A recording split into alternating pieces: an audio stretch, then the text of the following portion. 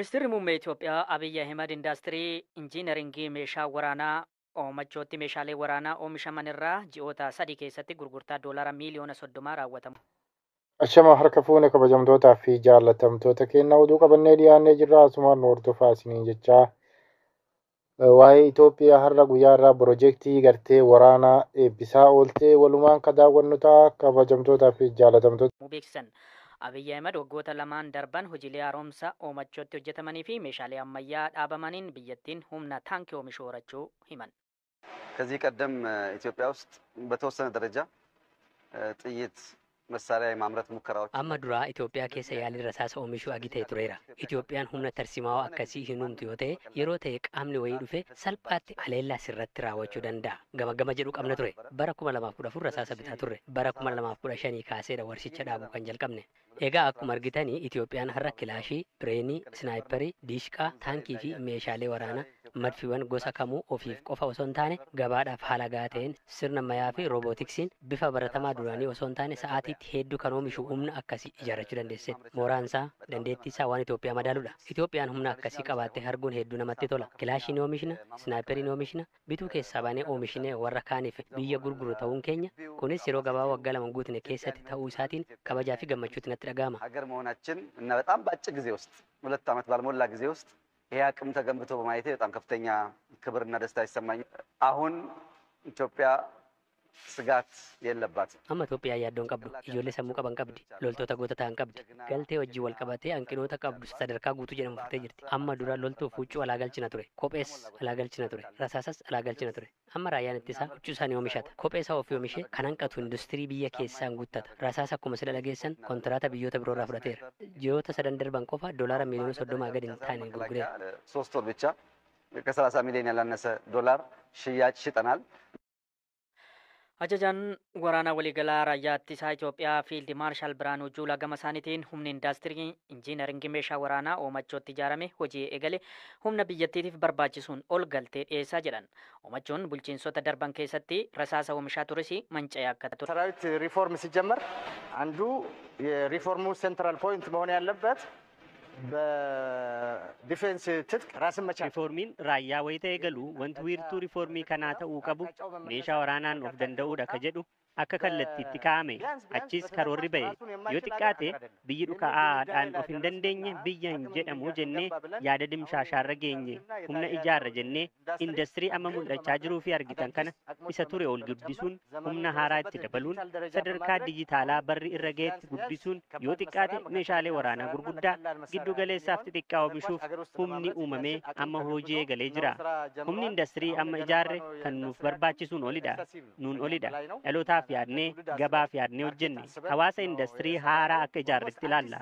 Sheedotni kun duris turan kan mancaan kan xuraa'an namni dhufee isaan arguuf illee kan balfu turan. Amma garuu akkuma industirii ammayyaa bara kanaa jijjiiramaniiru. Komishiniin mirgoota namoomaa Keeniyaa Opereeshinii Poolisiin biyyattii tibbana waraana bilisummaa Oromoo waboo irratti fudhateen sarbamni mirgaa raawwateera jedhe. Poolisiin Keeniyaa jalqaba baatii gurraandhalaa maqaa opereeshinii yakkamtoota baasuu jedhuun iddoo dahannoo waraana bilisummaa Oromootti duula eegaluu ibsee ture. Ammayyuu taana ibsa komishinichaa akka itti dhiyeessa.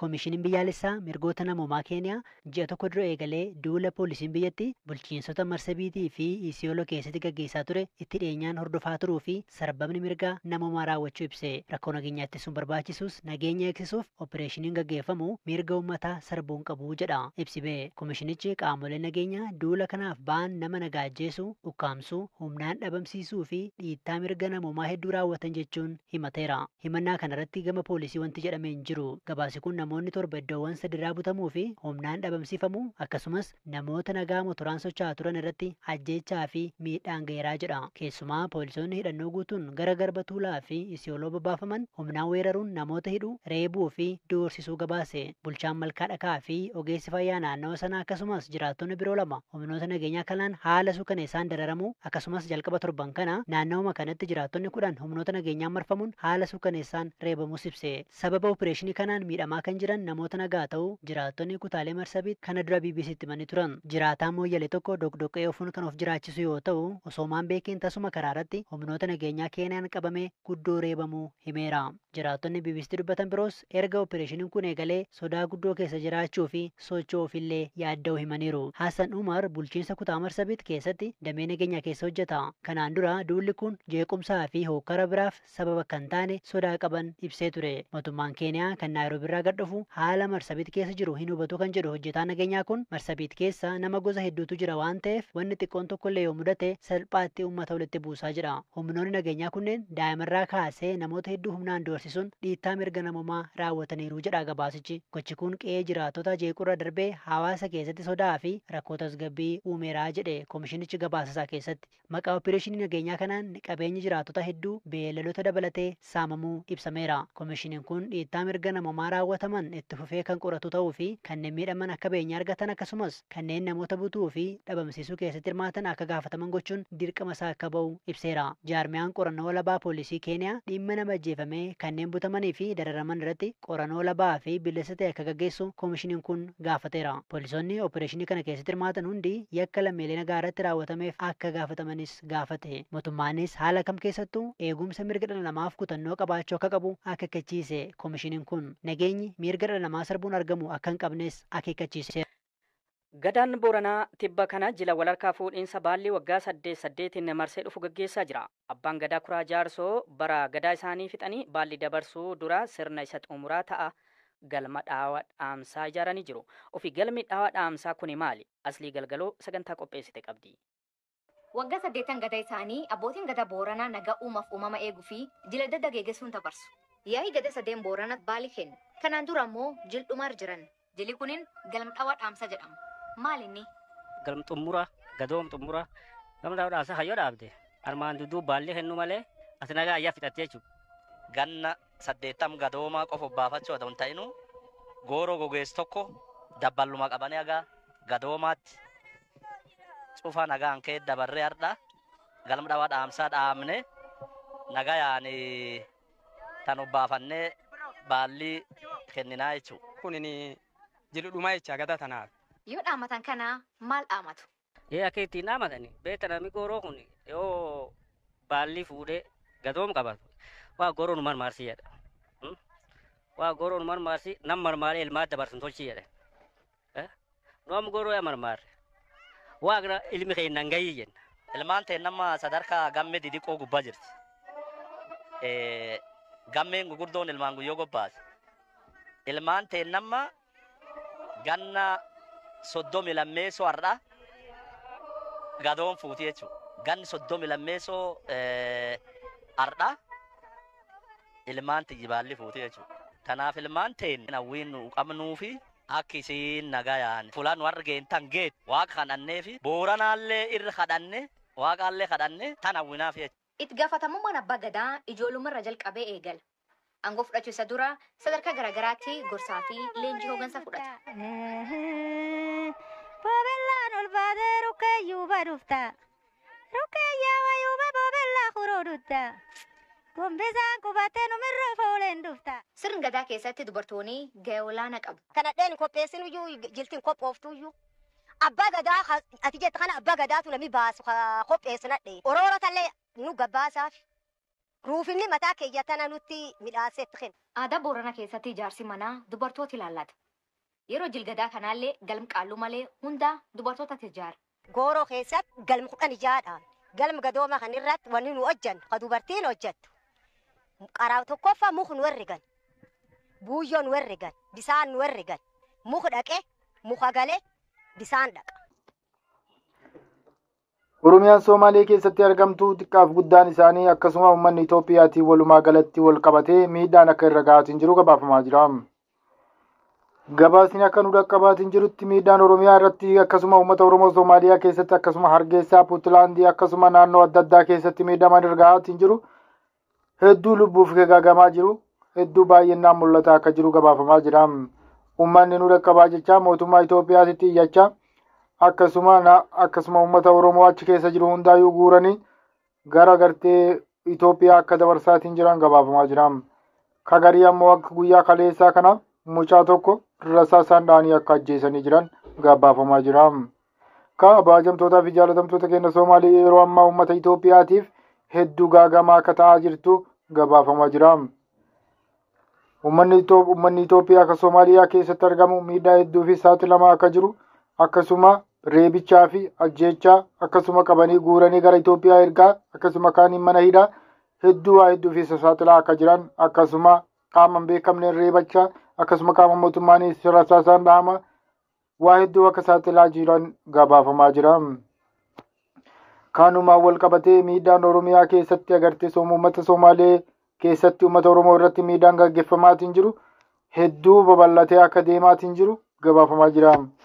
San bira dabree Soomaaliyaan Itoophiyaa keessatti argamtu dachii Oromiyaa akka saamaatiin jirtu akkasuma akka Dirree Dawaa akkasuma magaalaa Teena jechuudhaan akkasuma gartee godina Baalee aanaa Madda Walaabuu akkasuma naannoo adda addaa dachii fudhataa akka jirtu san bira dabree daangaan Itoophiyaa fi Soomaaliyaa gartee daangaa Itoophiyaa fi Keeniyaa walitti dhaabbattu biyya Mooyyalee jedhamu.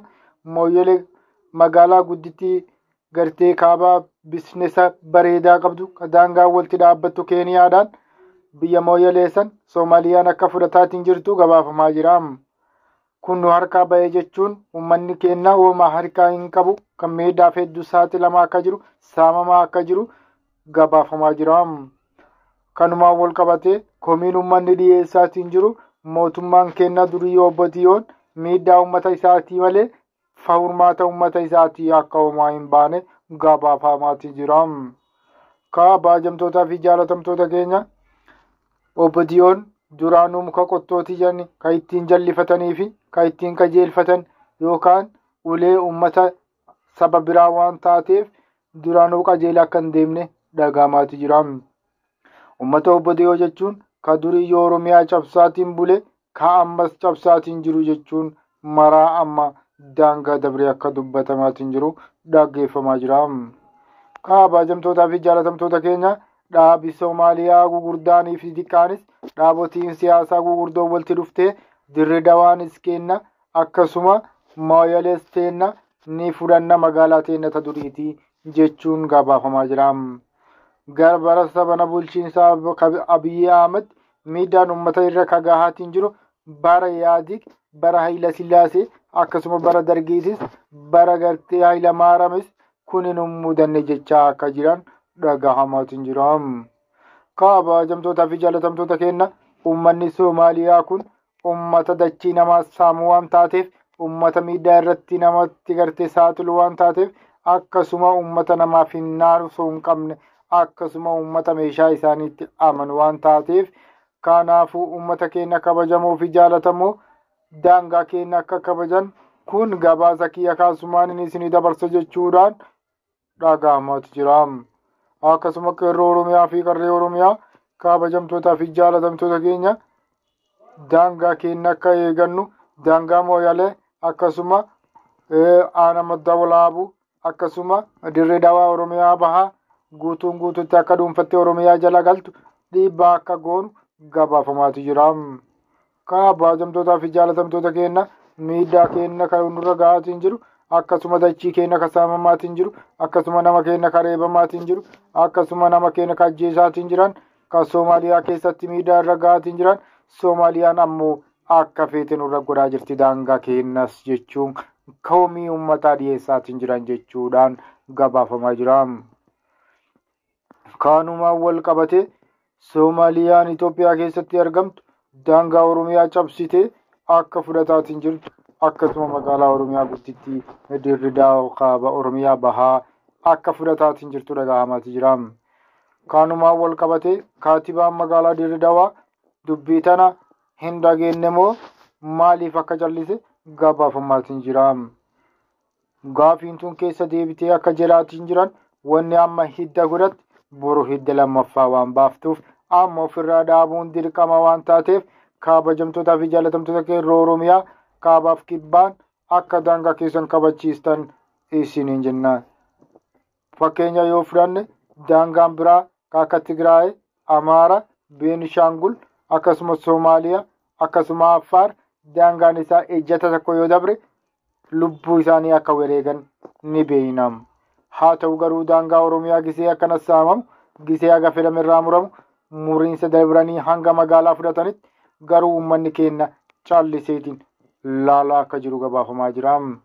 Maaliif kufta yoo ka jennu taate mootummaan amma biyya bulchaa jiru mootummaa gartee uummata Oromoo himatee uummata Oromoo miidhaa jiru waan taateef kanumaaf uummanni sobamee hagammaa caallisaa akka jiru gabaafamaa jira.